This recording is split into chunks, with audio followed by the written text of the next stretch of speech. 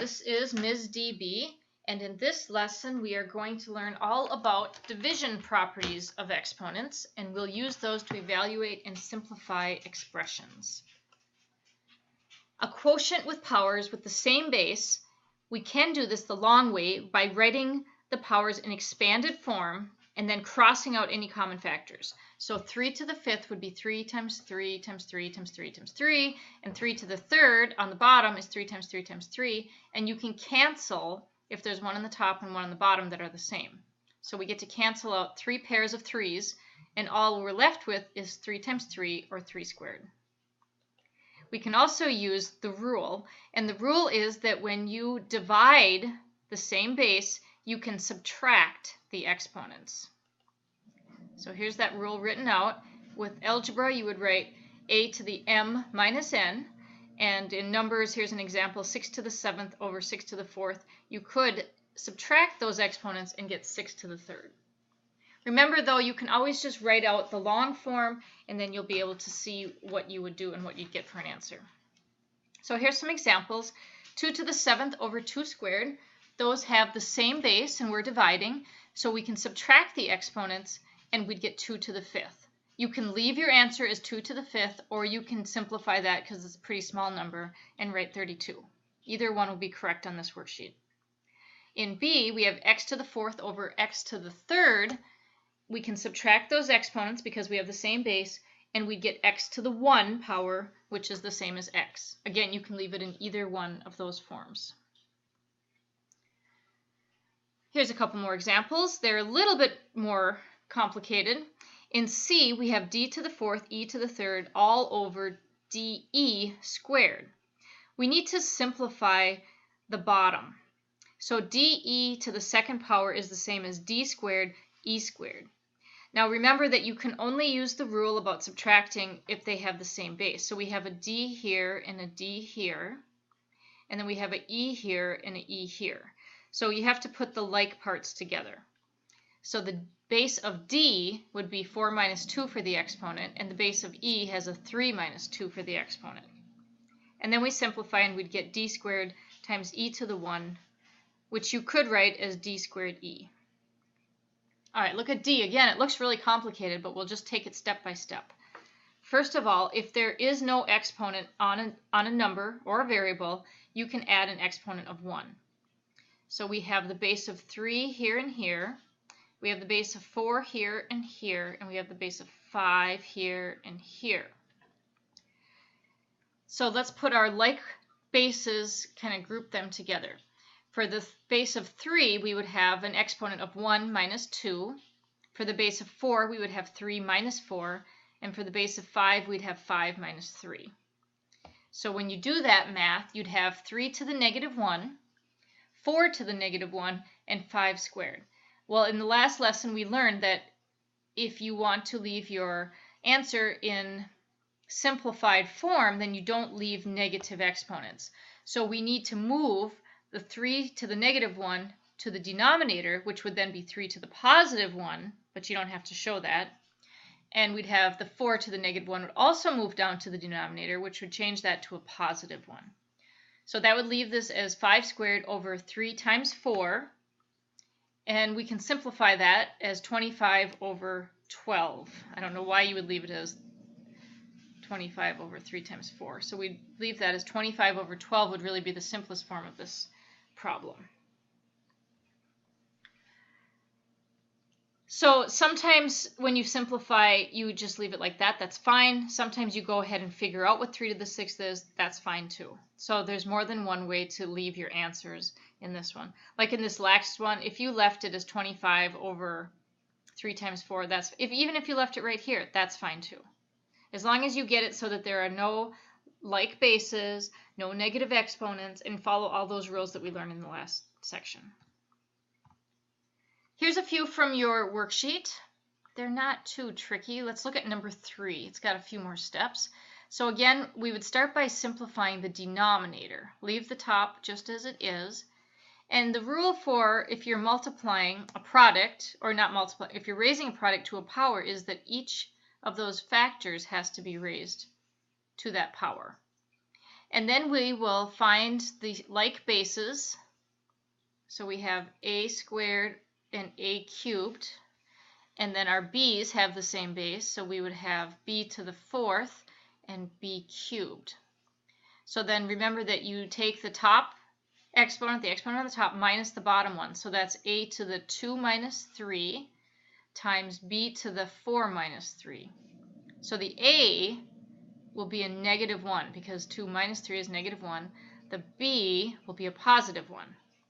And we don't leave our answer with a negative exponent, so that will have to go down below. So we would end up with b to the 1 over a to the 1, but you would just leave that as b over a. If you have an exponent of 1, you can just write that variable by itself. So that's how you do number 3. Here's a problem with scientific notation. If we are going to divide two numbers that are written in scientific notation, write the top one, the first one on top, and the second one on the bottom.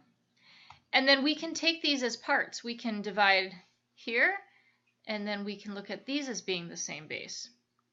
So we have 3 over 6 times 10 over 10, 10 to the 10th over 10 to the 6th.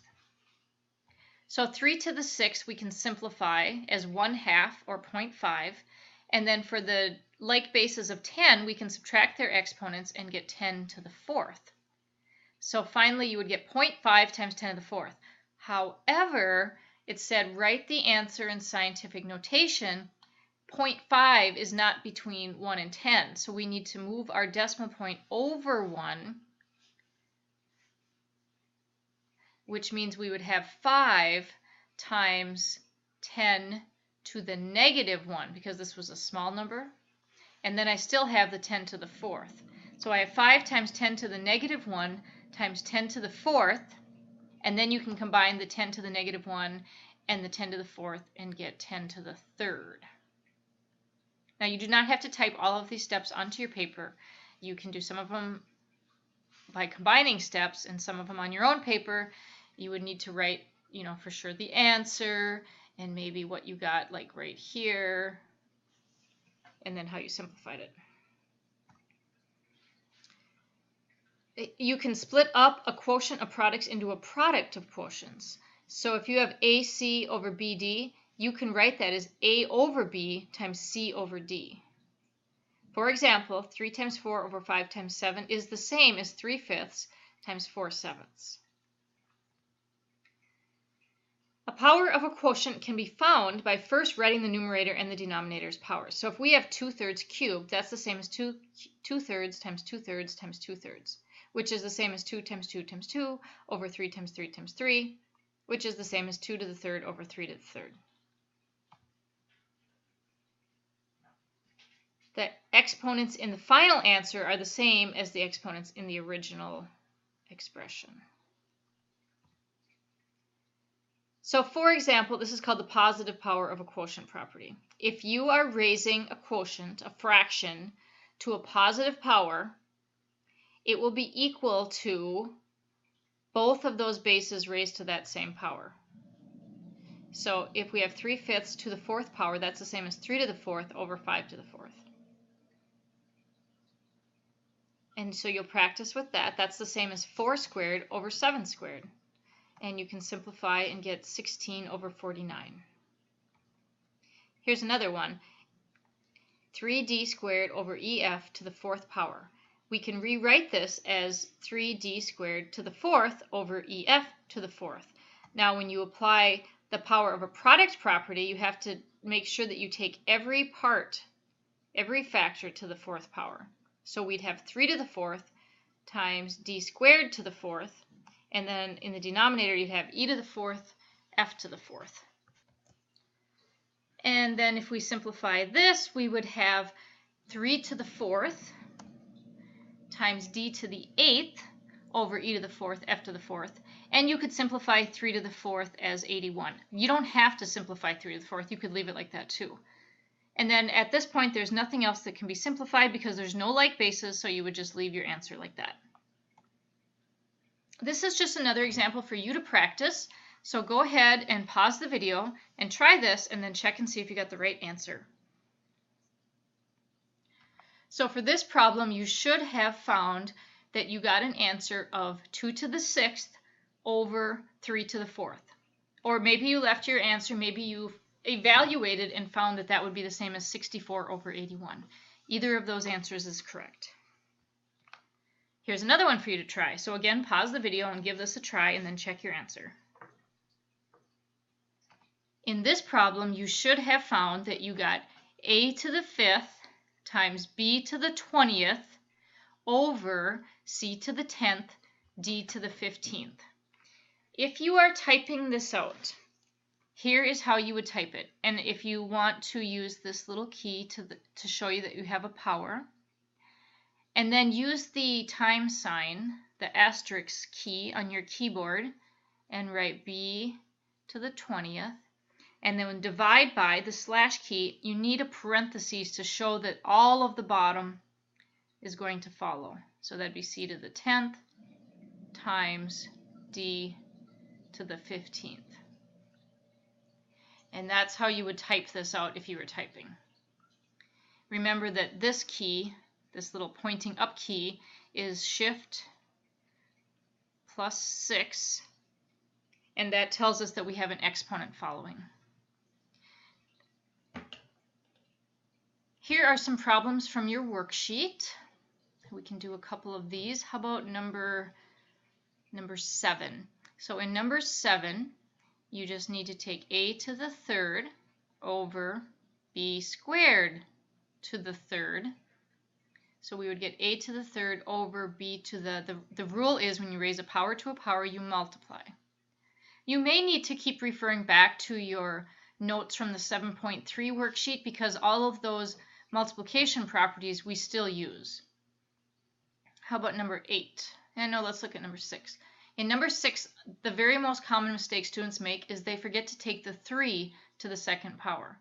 So we have to take everything in the numerator to the 2nd power, and we have to take everything in the denominator to the 2nd power. So in the numerator, we have 3 to the 2nd times m to the 3rd to the 2nd, and in the denominator, we'd have n to the 2nd to the 2nd. And then you continue simplifying and write what you get for your answer. But don't forget to take the 3 to the 2 power as well. All right, the next part is a little strange, but let me show you why this works. We're going to do it with an example. Let's say we have 2/3 to the -4th.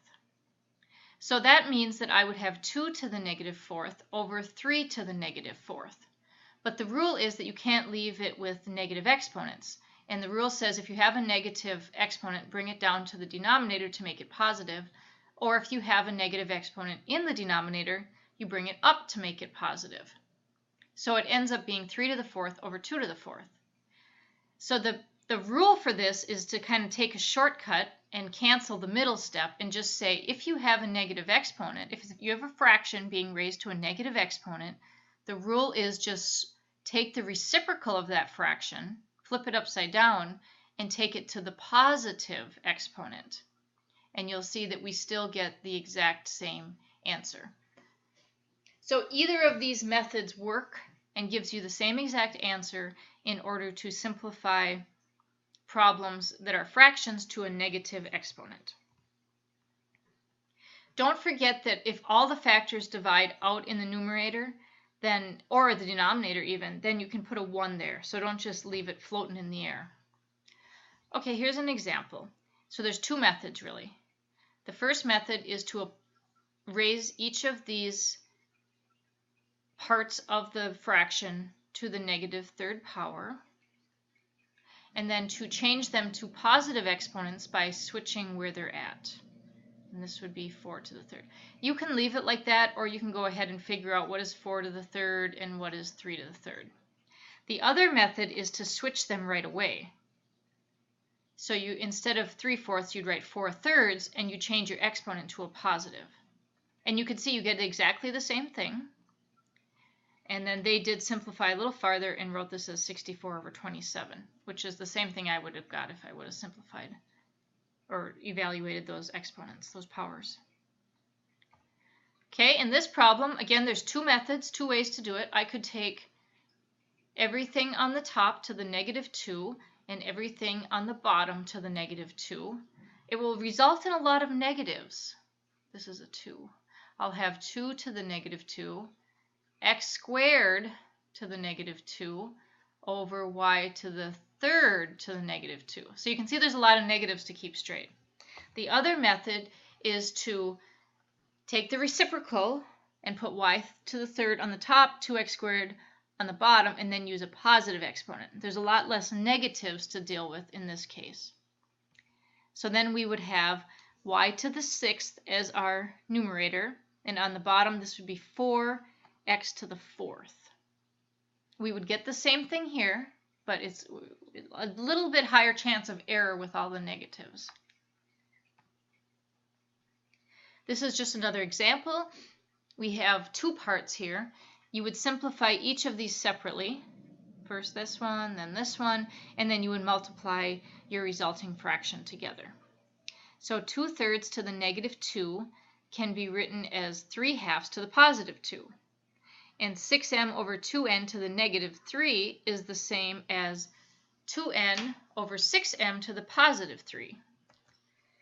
And then we would simplify each part of that, and we would end up with 3 squared over 2 squared times 2n cubed over 6m cubed. And just remember to apply that power to each part of that second fraction.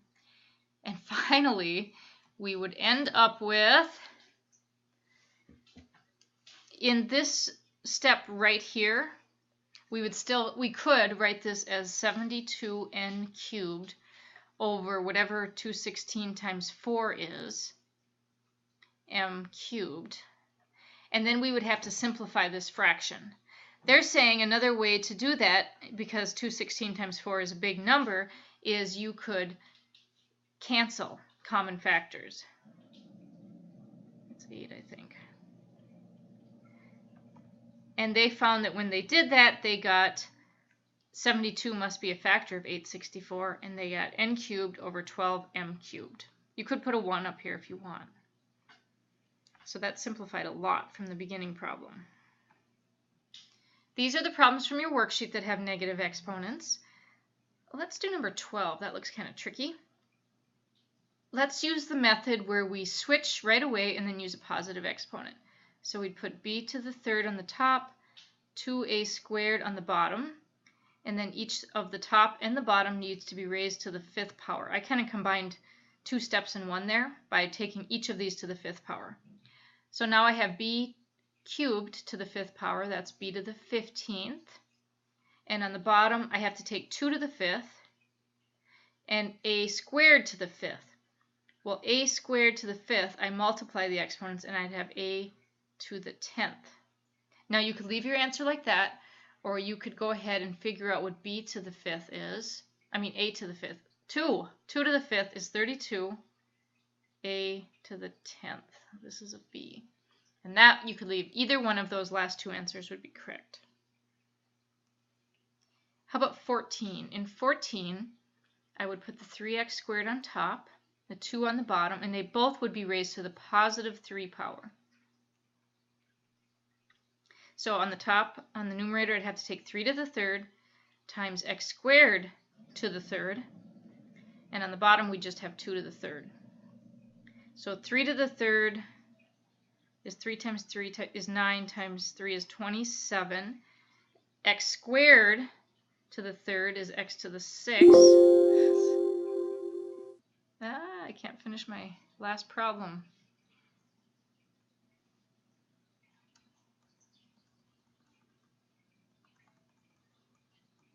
How did I go backwards that far? There we go. Sorry about that. And so I had 27x to the 6th. It's when I draw a 6 that my number goes, my screen goes blank. And in the denominator, I'd have 2 to the 3rd, which is 8. And that's it. That would be my final answer then. So that's it. Let me know if you have any questions. These are really kind of fun. Just keep working on them step by step and carefully, and watch what you're doing. Thanks a lot and have a wonderful day.